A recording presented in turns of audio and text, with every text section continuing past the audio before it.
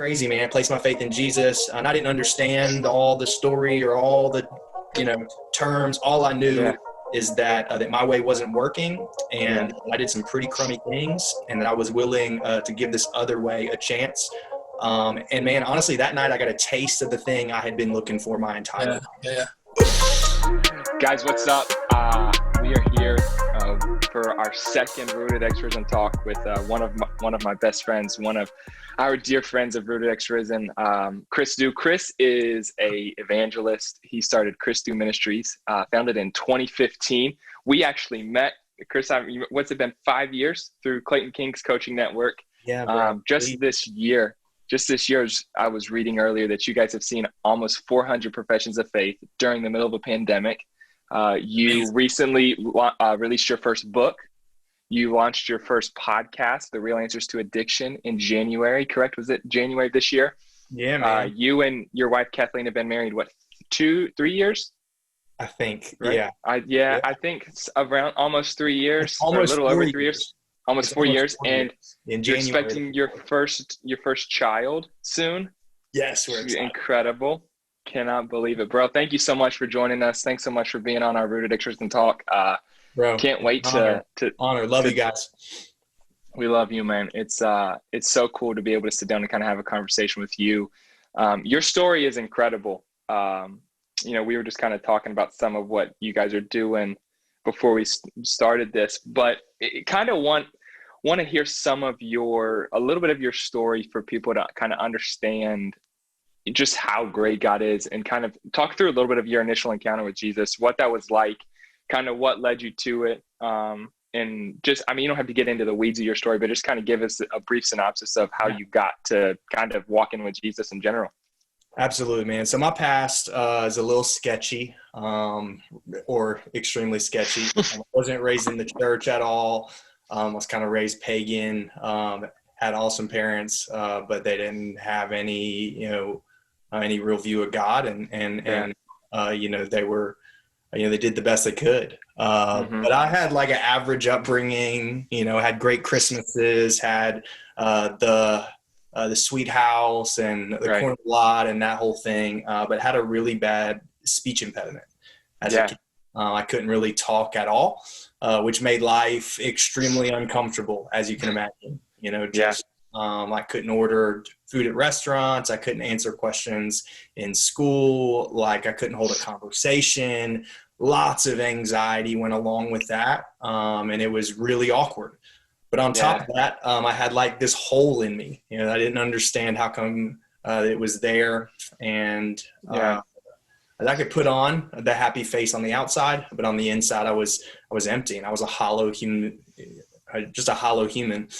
And then when I was like 15 or so, I smoked weed for the first time, and I thought I'd found my answer. It was like, this kind of calms me down. I don't have to have a conversation with anybody. I can just hang, and I was like, this is my answer. This is the answer I've been looking for my whole life. And I was always the kid that was like, hey, just gonna smoke weed. That's all. Hard drugs are for the birds, not for me. And that lasted like 3 months, I think. and I was into harder and harder drugs. And, I eventually became a heroin addict. In high school still. I think the first time I went to rehab was like 16 years old. I went to a mental hospital to try to kick dope, and it didn't work. I kept relapsing, and just hit a low point in my life, man. I was in and out of treatment centers. I was in and out of meetings. I was in and out of counseling. I was on all kinds of medication. I got in all kinds of legal issues, had, financial issues, everything you can think of. It was crap. My life was crap. And ended up, I got down to like 100 pounds, which was pretty small and skinny, because I'm about 6 foot tall, about 5'11", and I was 100 pounds. Just a small human being. Had the speech impediment still. I ended up, I hit rock bottom. Ran out of money. I lost my dad. The girl that I was just kind of living with at the time OD'd a bunch of times. I found her. It was just a really sketchy situation. Yeah. I ended up, the options I had were either homelessness or to go to treatment again. And I was like, man, I don't think I'll make it on the streets too long being 100 pounds, you know. So I was like, go to treatment. And that was in 2010. And I'd been there about a week, and it was Christmas Eve. And I was invited to go to a church service. And I was like, man, I don't know about Jesus. I don't know about church. All I know is that I got to get out of this treatment center for a couple hours.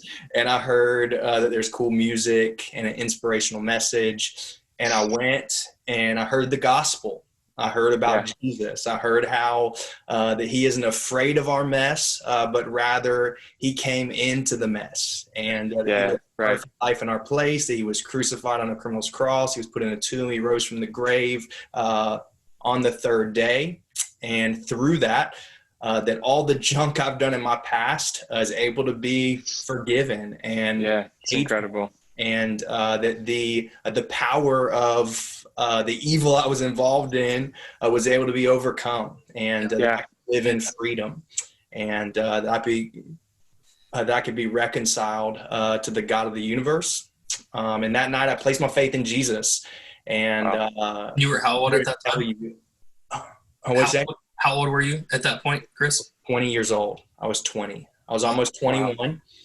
And it was crazy, man. I placed my faith in Jesus, and I didn't understand all the story or all the, terms. All I knew is that that my way wasn't working, and I did some pretty crummy things, and that I was willing to give this other way a chance. And man, honestly, that night I got a taste of the thing I had been looking for my entire life. Wow, that's so good, bro. God. The hole that was in my soul my whole life, that was made to be filled with the presence of God.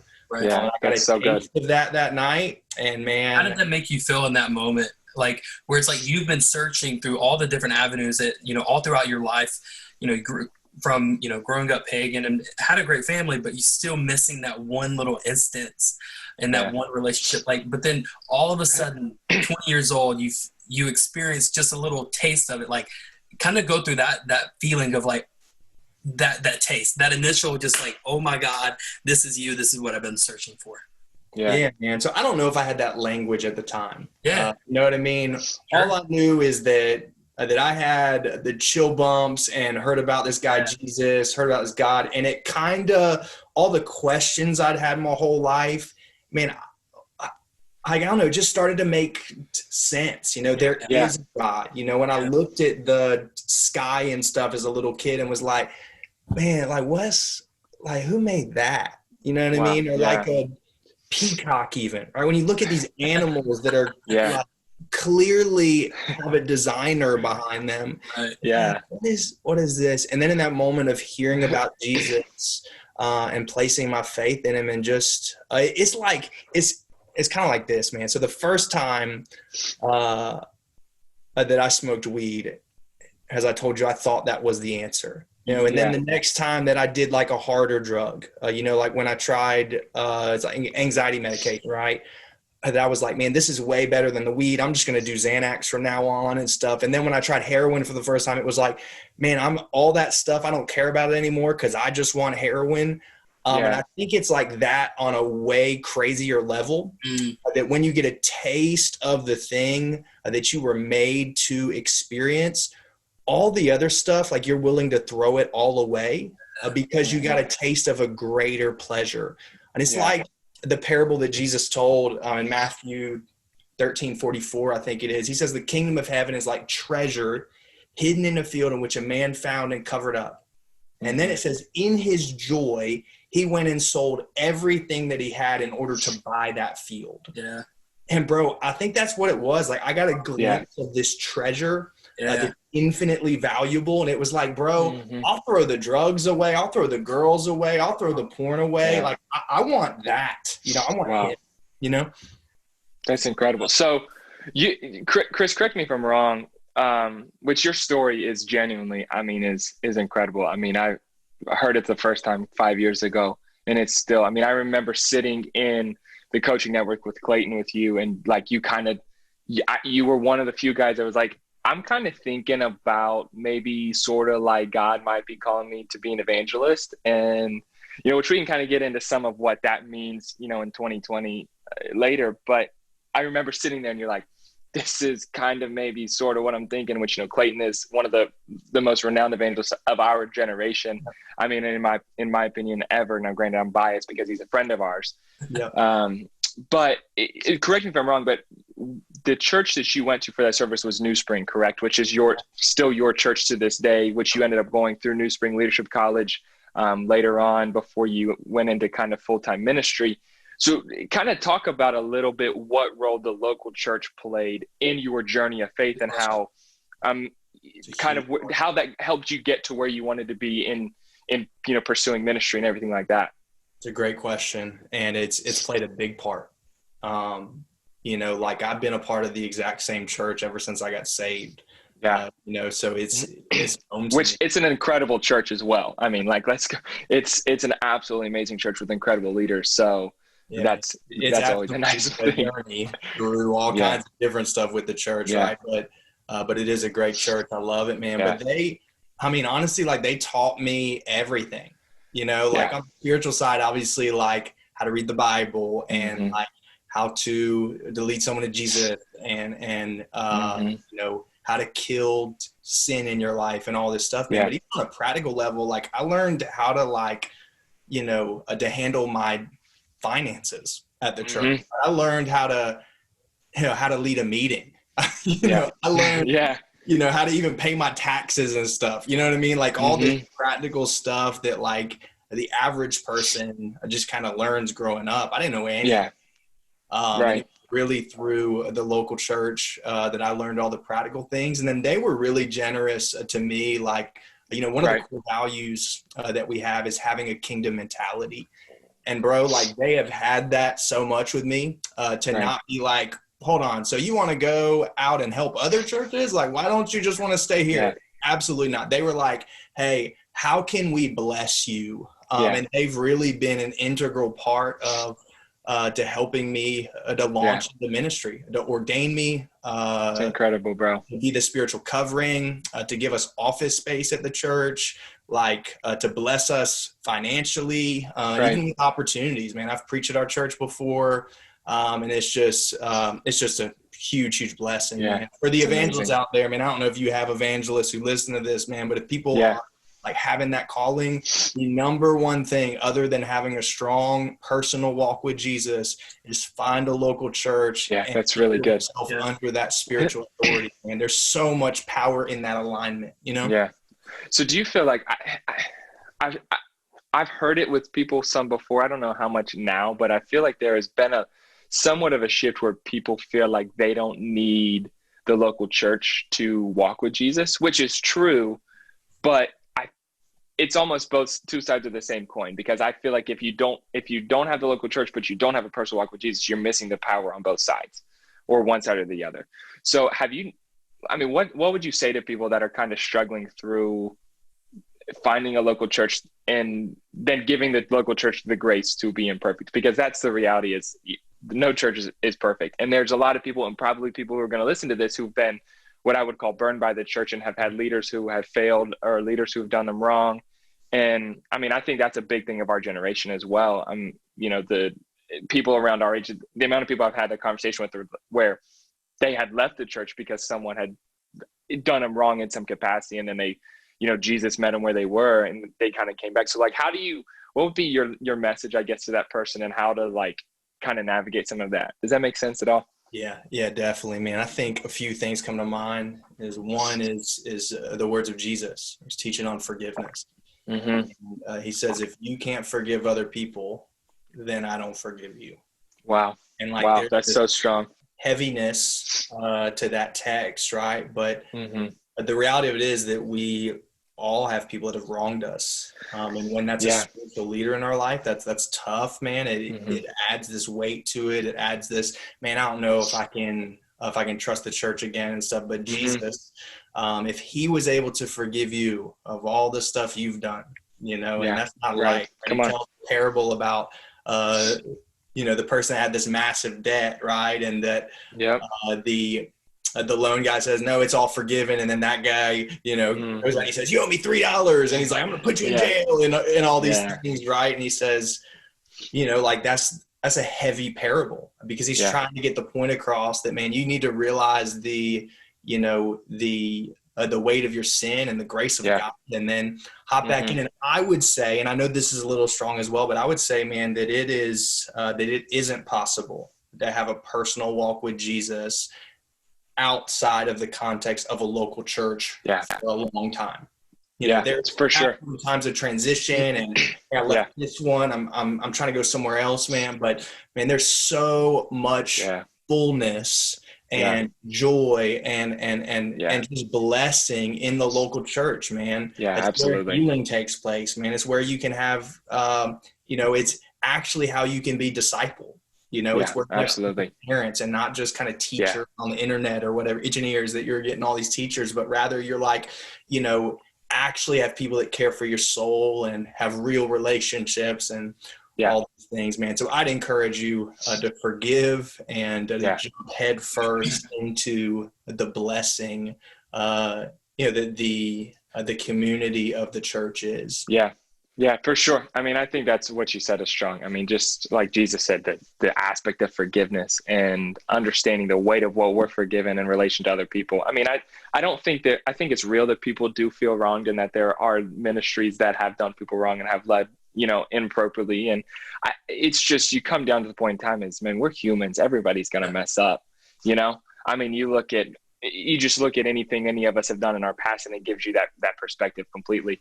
I do want to shift gears a little bit though, Chris. So, you kind of talked about some of your story and the impact of the local church, which I believe some of the leadership of New Spring is even on your board now with Chris Dew Ministries, which just speaks to the impact of what the local church can do in our lives. And, but I kind of want to, we mentioned Clayton earlier, and how we met through his coaching network, and you actually told some of your story in his book.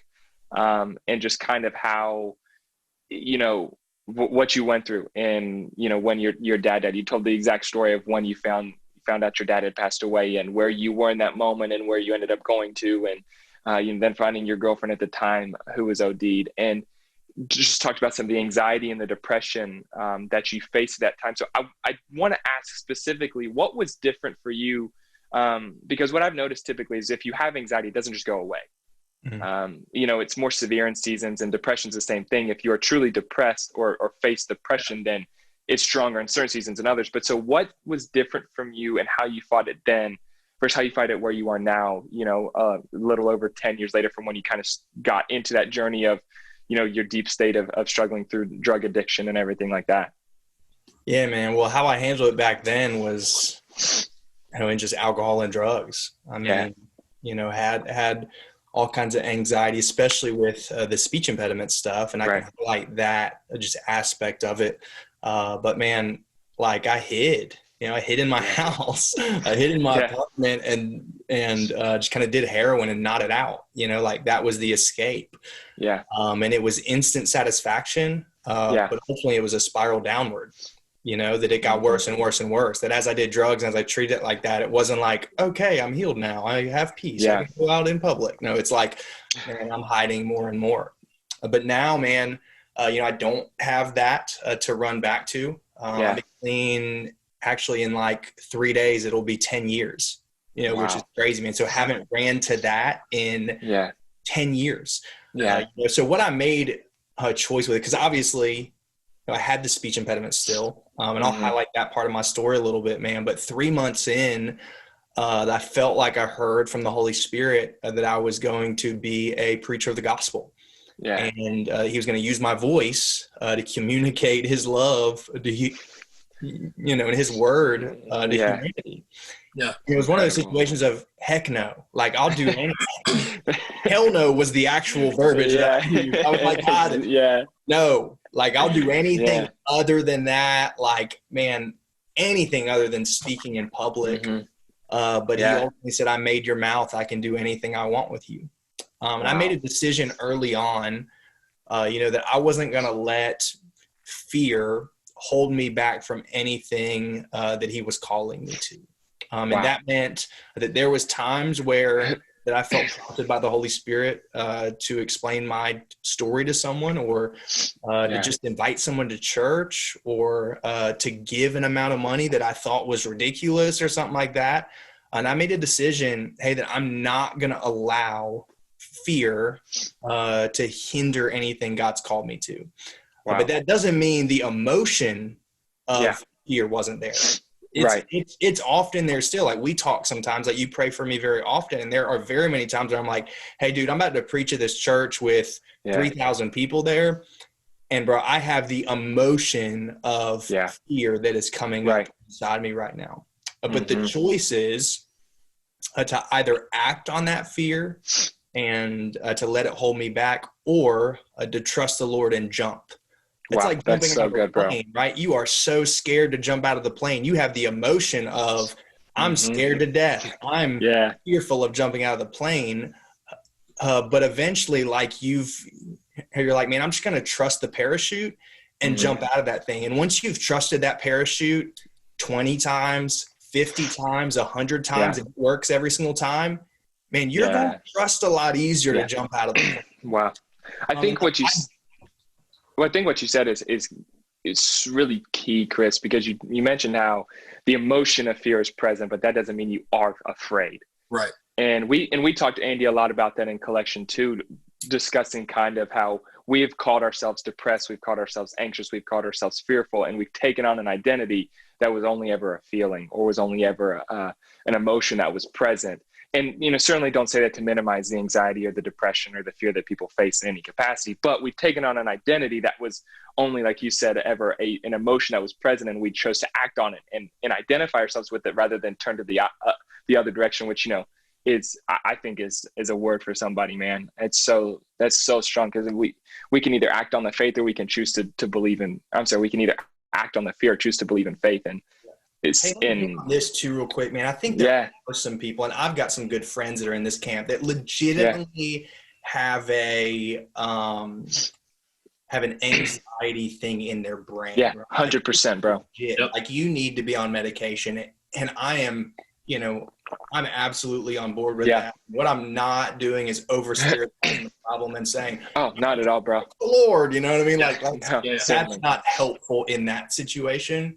But what I have found, and in my situation, I haven't had to take any medication, and that's just His grace on my life. I've been able to push through and stuff. But there are some coping mechanisms that I've learned, and it's like a holistic approach is how I view that, man. Like, there's a whole lot of days where that sleeping right, eating healthy,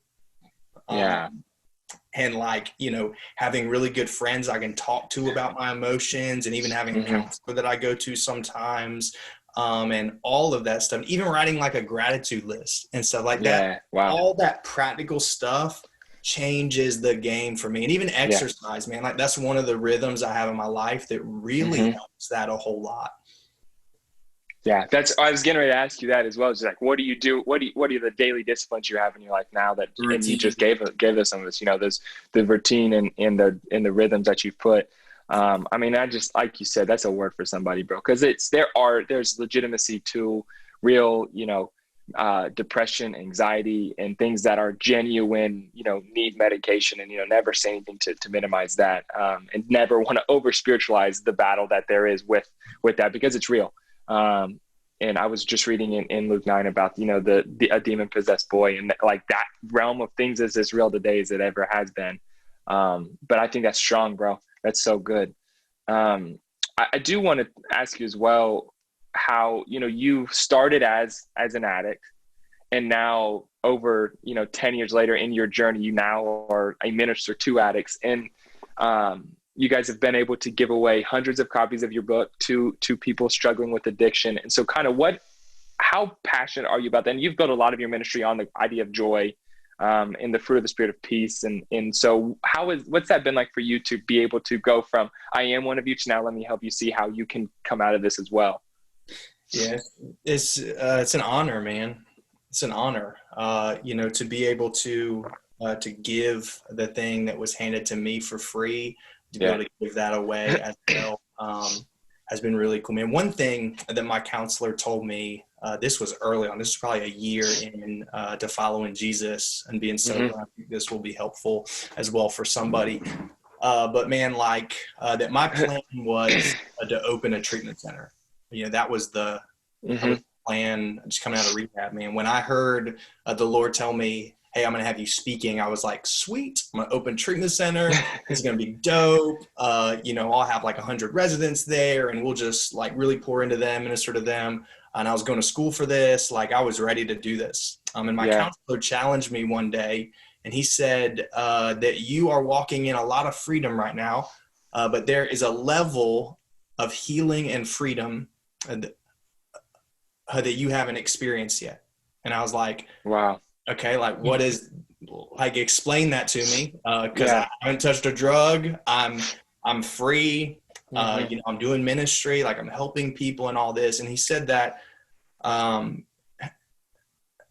that right now in your mind that you view your purpose is helping people that have the same issue that you had. He said that's helpful in all things, but there is an extra just kind of level of healing and freedom that you can walk in, and you can understand that your purpose is to help all different types of people. That's incredible, bro. Like only pigeonholed into addicts, but it's really like the problem of addiction is just sin and idolatry that every single person walks through. And the things that you've experienced through Jesus are able to transfer into the broader public and stuff. And that's really what just kind of turned the corner into, hey, I'm not going to open a treatment center, but I'm going to be a preacher of the gospel. And then through that, obviously I have this, this instant equity with people in addiction or in prison or just people that kind of lived on the wild side of life. And I'm going to leverage that for the gospel, but it doesn't have to be just those people. Wow. That's really good, bro. And with that, talking about helping people that are struggled with addiction or do you think there's a level where we only view people in addiction as people who are drug addicts, and we're missing out on the people who are addicted to pornography, people who are addicted to food, people, does that make sense though? Do you think there's a level of that it's just that those people are just in bondage as much as the people who are addicted to drugs, but it's not as visible? Yeah. I mean, I think that you're on it. There's a lot of heated conversation right now in the recovery world, and in just kind of major seminaries and all of that, of what is addiction and how to define it.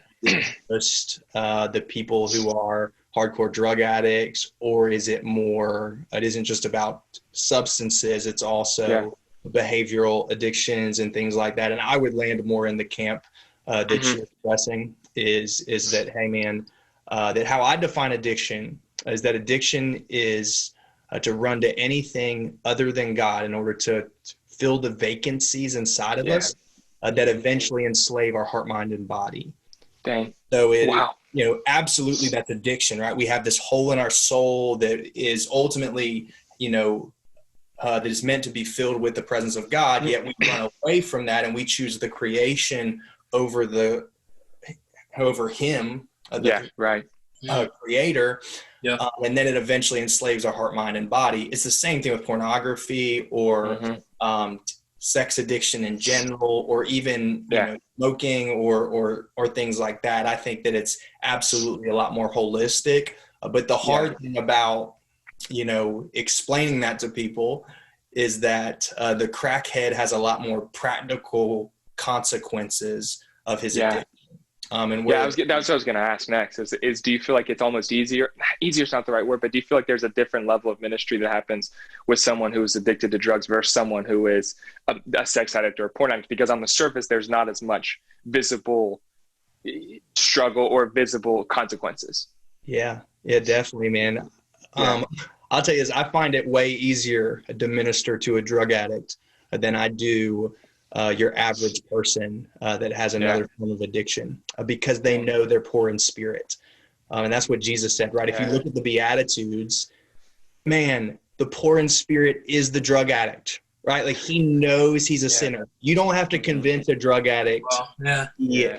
He's screwed up. He knows. He's like, yeah, bro, I want the answer to this, right? But your normal person, when I go preach in a normal church, half my message is I've got to convince you that you're a sinner. Like that's half the time is, okay, so here's how this looks. Here's how you know it clicks, man. They're like, no, I know I'm poor in spirit. And I think it's interesting that Jesus actually said that those are the people who get into the kingdom because they acknowledge their brokenness. Yeah. You think of even, I believe it was Nicodemus and Jesus was speaking, who said it's easier for a rich man or easier for a camel to go through the eye of a needle than a rich man to enter into heaven, because the rich man doesn't think he needs anything. So how I remember hearing someone's talk about when I was a youth pastor that, like, if you want to change your community or change your high school, the person you reach isn't the jock. It's the person who is depressed, who has anxiety, who's, whatever it looks like, because you're going to see the biggest shift in them, because they might not be the most influential, but you're going to see a bigger difference because they know they don't have anything, not they don't have anything to live for, but they're not as, they don't have it all together on the surface. So what would kind of led you to writing your book? Your book is the real interest to addiction is the title of the book as well. Yeah. So what kind of led you to, what made you decide, 10 years post, being clean, since you last visited drugs, what made you decide now's the time to write the book, and kind of what led you to it? There was a few things, man. I think one is that as I traveled and I spoke at just churches and prisons and stuff, that a lot of addicts would hear the gospel and have an encounter. It was like, man, I'm in for that. Like, I want to follow Jesus. They would respond to the gospel. And then they'd ask me, hey, like, what do I do now? Yeah. And I didn't have a great answer, because the normal answer would be, hey, like, I'll disciple you, come hang out at my house. Like, let me help you and all these things. But I'm on the road, or I'm traveling around the world ultimately, and I can't personally disciple all the people that respond to the gospel. The other answer would be to plug into this church and to read the Bible. And that's good. But oftentimes the church has no idea how to handle an addict, and that, come to church next week and read the Bible is not enough for a junkie. You know what I mean? Like, he's like, yeah, bro, but I'm about to go smoke crack and sleep with a hooker right now. Like, what do I do? You know what I mean? Like, I don't know actually how to live this out, man. So what prompted writing the book is that I would, and just all the things I would explain to someone over 3 or 4 months of just personally disciple them and walking with them through the journey of learning how to follow Jesus. I wanted to put that in a book and to be able to hand that, to the drug addict who responds to the gospel at one of the events I speak at. But then I also wanted to be able to give a resource that clearly explained the gospel to someone that isn't going to hear me speak, right? So someone who's in prison right now in,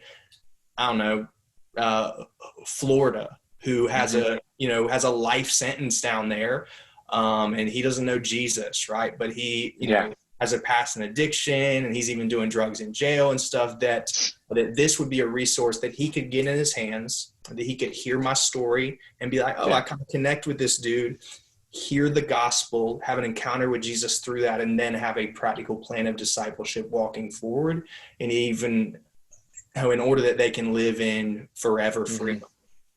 It's incredible, bro. It's so amazing to see, how God has taken your heart, your life.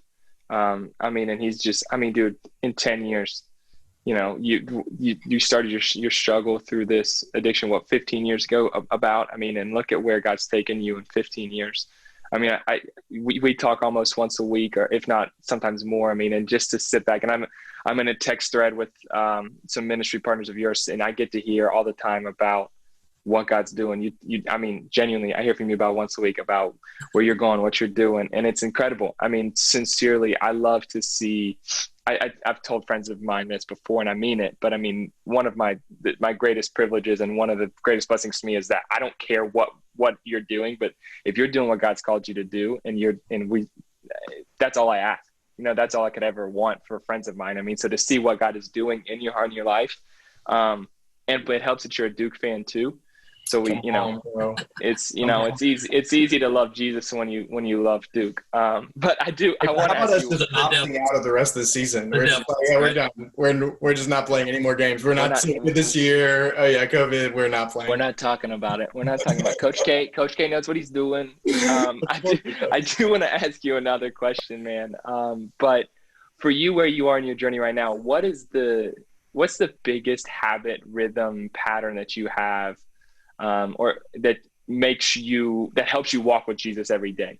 That like you would tell people like this is a rhythm you need, and this is going to change your everyday life when it comes to walking with Jesus personally. And like what you do to stay rooted in Christ as you walk through life. I mean, because my assumption is that like, this comes from conversations with my counselor and where he was, in his journey prior to being a counselor. But like the temptation to fall back into a previous addiction, it doesn't really ever go away.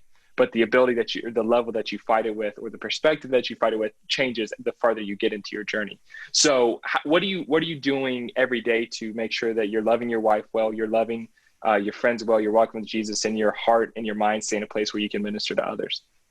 Dang, that's a huge question, man. And I'll give you a few things that I do, man, because we all know right now in culture that there are some strong currents that are pulling either to the left or to the right. And I say those emphatically, right? Like there are strong cultural currents right now that are pulling in all different directions. And how I like to view, the spiritual things we do, or kind of the practices or the rhythms, like you said, are like anchors.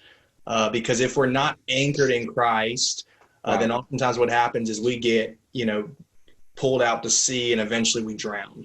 You know what I mean? Or we get way down the beach this way, man. And I think that we've got to have those anchors like you're talking about. And a few of mine, to just throw them out there, is one, and this has been an anchor, and the whole time I've been following Jesus, right, for 10 years, having time with God every morning. Yeah. And I know that sounds, okay, tell me something else. No, I'm not telling you that. That's literally it. Get in the Bible, open it, feast on the presence of God every day.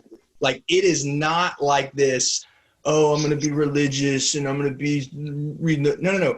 Go into it like you're ready to drink a strong cup. Wow. Come on, bro. That's so good. Is the place of joy and pleasure. Yeah. Right? Yeah. Drink deeply of the presence of God. Like prayer, man, I think that's one of the things that in the American church we've lost, bro. Is just hunger for the presence of God in prayer. I think that's one of the things, man, that we need to bring back is like a huge anchor. Is, man, just man, that's really good. Pray, spend time with Jesus, all those things, man. Another thing is church. I know we already talked about that, but I know that sounds like, okay, you told me to read my Bible and go to church. Yeah, dude. Like that's it, bro. Hang out in church and then have some strong friends that you're just extremely open and honest with, and that they have the freedom to speak into your life. And then another one that I love is a rest day. Man, slowing down. Yeah, you are very strict about your rest day too. I mean, but it's not like a religious, I have to do this. It's like, man, I get to do this. This is where 100%. The presence of God is. I want to slow down. I want to spend extra time with Jesus, man. I want to do that because his presence is where the joy is, and it's where the power is. It's how you're transformed. It's it, man. Pour your life out for the presence of God, and man, that's the good life in my eyes. Man, you mentioned a couple of things, Chris, that Andy and I have had this conversation about prayer a lot lately with some of our other friends about the necessity of prayer for us, and how much we might miss because we're not in prayer. But I've been reading a lot in the Gospels this year, and it strikes me every single time, but how much time Jesus spent in prayer and in his Father's presence. And we're talking about Jesus. We're not talking about a normal human. We're talking about Jesus. And, even in Luke 9, there's multiple accounts of the transfiguration. But when you start reading in, midway through Luke 9, when he's on the Mount of Transfiguration with Peter, James, and John, Which is that he went up there to pray. And it was while he was in prayer that this moment happened. And I'm just like, it just hit me, bro. Like that, like, if that's what happened when Jesus was in prayer, like what does God want to do through us or in us when we pray? But we just got to like, what am I willing to say no to get into his presence enough? And I mean, sheesh, bro. I mean, that hits me like right between the eyes. Because I think you're spot on. Like that, in a lot of ways, you know, our culture is incredible, and the church today is incredible, and what God is doing, I think we're about to see something that we haven't seen in generations. But if we as individuals can get back to personal, devoted prayer, it's only, I mean, what God can do is there's no telling. Yeah, absolutely, man. And I think honestly that, you know, hopefully what's happening is that through the pain of just all that's happening right now in our world, you know, the political climate, all the tension, the racial injustice stuff, man, all of that this would not drive us to yell on social media or complain, but rather that it would drive us to our knees. Again, blessed are the poor in spirit. Happy are the poor in spirit, right? So let all this pain and all the junk that's happening just in our lives, on the inside of us, in our personal lives, as the world as a whole, in our country, to let that drive us into the prayer closet. Things actually change. Because I believe, exactly like you said, that the opportunity to see an awakening is there, except it isn't going to happen through cultural Christianity that's being fried right now and kind of chopped off and pruned. It's absolutely going to happen through potent Christianity that has like prayer at its core, you know? Bro, that's strong. Chris, thanks so much. Real quick, you know, what you were saying, Jake, and tying in with what Chris was saying is like in John 14:12 is like truly, you know, whoever believes in me, and, you know, and also believes in all the works that I do, like you will do even greater things. But it's like if you're not having that time set aside in that quiet time, in that rest, you're not going to be able to hear what he's having in the plans that he has for you to go out and do. So I think just that Sabbath is so important to be able to slow down, knock out some of the noise that's going on in our life, turn off the TV, and really just like get lost in the presence. I'm telling you what, you're going to have you're going to hear the clearness of God and the goodness of God. And I think that we will, as a church, the Big C church, we will be able to see big things and powerful miracles take place in our lives and through the ministry that God has called each and one of us to do. So, Chris, I appreciate you jumping in with us, man. It's an honor to be able to have you here. And for me, this is the first time you and I have ever spoke before. So it's a pleasure meeting you and look forward to friendships ahead, man. Yeah, it was an honor, man. I love what y'all are doing. I love that you're going just into the Word and to provide a resource to give people to be rooted in Christ or anchored in Jesus, man. Like this is what y'all are doing, and it's helpful and it's really needed. So thank you, guys. Chris, we love you, bro. Thanks so much for joining us. It means the world. You're a dear friend. Tori and I love you, and your lovely wife and your soon-to-be child. I can't believe it, bro. Oh, man. But I don't know what I'm getting myself into. You're getting yourself into bite marks on your forehead. That's why I'm wearing a beanie. Bro, I've never changed a diaper, Jake Law. Never changed a diaper. I hadn't either. You're gonna crush it. That's all I know, bro. So people can follow you on social media. It's at CRDew2, correct? And then your ministry page is Chris Dew Ministries, correct? Not correct, whatever I'm trying to say, correct. And then if you are a pastor or a ministry leader anywhere, I would highly suggest you guys reach out to Chris and their team. Their website's chrisdewministries.com. Is that right as well?